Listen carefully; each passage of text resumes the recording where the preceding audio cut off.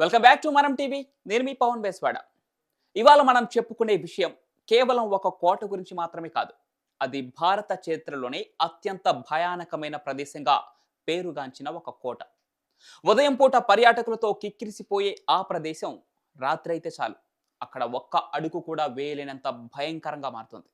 ఎందుకంటే అక్కడికి వెళ్ళిన వారు ఎవ్వరూ తిరిగి రాలేదు. అదే బంగర్ కోట.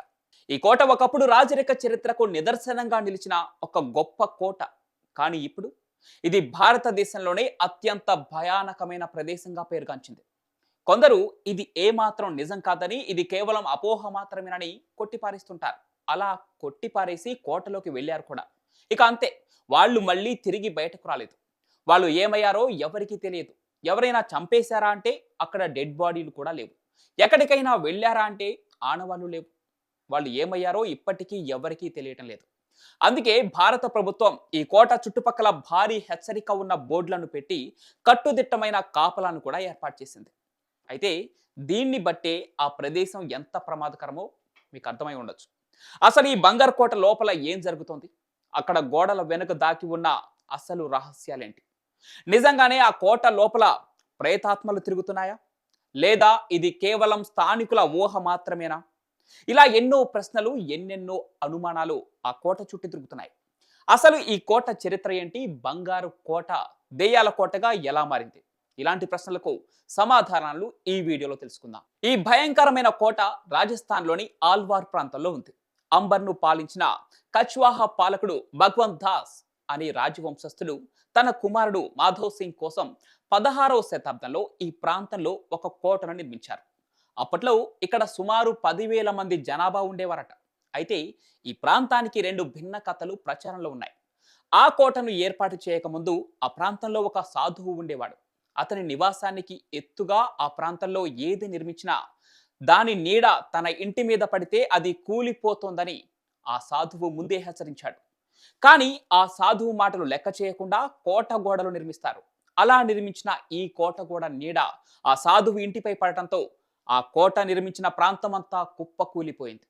ఇక మరొక కథనం ప్రకారం ఆ ప్రాంతంలో ఓ మాంత్రికుడు ఉండేవాడు. అదే సమయంలో బంగర్ రాజవంశానికి చెందిన ఓ రాజకుమారి అందంగా ఉండటంతో ఆమెను ఇష్టపడ్డాడు. దీంతో ఆ రాజకుమార్తెను తన వశం చేసుకునేందుకు ఒక మంత్రం ప్రయోగించిన రసాయనం ఆమెకివ్వగా దాన్ని ఆమె నేలకేసి కొట్టడంతో ఆ మాంత్రికుడితో పాటు ఆ ప్రాంతం నాశనమైందని చెబుతుంటారు. ఆ మాంత్రికుడు చనిపోయే ముందు ఆ ప్రాంతమంతా భూస్థాపితం అవుతుందని శపించినట్లు చెప్తారు. ఇక ఈ 2 బంగర్ కోట సమీప ప్రాంతాల్లో చెప్పే కథలు. ఇవి ఎంతవరకు నిజం అనేది తెలియకపోయినా అక్కడ మాత్రం బాగా పాపులర్. అయితే ఇక్కడ విచిత్రం ఏంటంటే, పూర్తిగా శిథిలమైన ఈ కోట ప్రధాన ద్వారం గుండా లోపలికి ప్రవేశిస్తే లోపల దేవాలయాలు, రాజభవనాలు మొదలైనవి కనిపిస్తూ ఉంటాయి. అలాగే ఈ కోటలోకి ప్రవేశించడానికి మరో 4 ముఖద్వారాలు కూడా ఉన్నాయి. Lahori gate, Ajmeri gate, పుల్బారీ gate, అలాగే ఢిల్లీ గేట్లని వాటికి పేర్లున్నాయి. ప్రధాన ద్వారం ప్రవేశం వద్దే హనుమాన్ ఆలయం, గోపీనాథ్ ఆలయం, సోమేశ్వరాలయం, కేశవరాయ్ ఆలయం, మంగళదేవి, గణేష్ ఆలయం వంటివి ఇప్పటికీ చెక్కు చెదరకుండా అలాగే ఉండటం మనందరికీ ఆశ్చర్యానికి గురిచేస్తుంది. నిజ జీవితంలోనూ ఇలాంటి భయంకరమైన ప్రదేశాలు ఉన్నాయంటే నమ్మబుద్ధి కావటం లేదు. కానీ దీని చరిత్ర తెలిస్తే ఎవరైనా అవునని చెప్పక తప్పదు. ఇప్పుడు చెప్పింది కేవలం పుకారని, కట్టుకథ అని కొట్టిపారేయలేం. ఎందుకంటే ఇక్కడ రాత్రి అయితే భయంకరమైన శబ్దాలు, వింతైన నవ్వులు, ఏడుపులు వినిపిస్తాయట. ఇది ఎంత మాత్రం నమ్మని కొందరు టూరిస్టులు అక్కడికి వెళ్ళి కనిపించకుండా పోయారు. అక్కడి ప్రభుత్వం సైతం ఈ కోట చుట్టూ కట్టుదిట్టమైన కాపలాను విధించింది.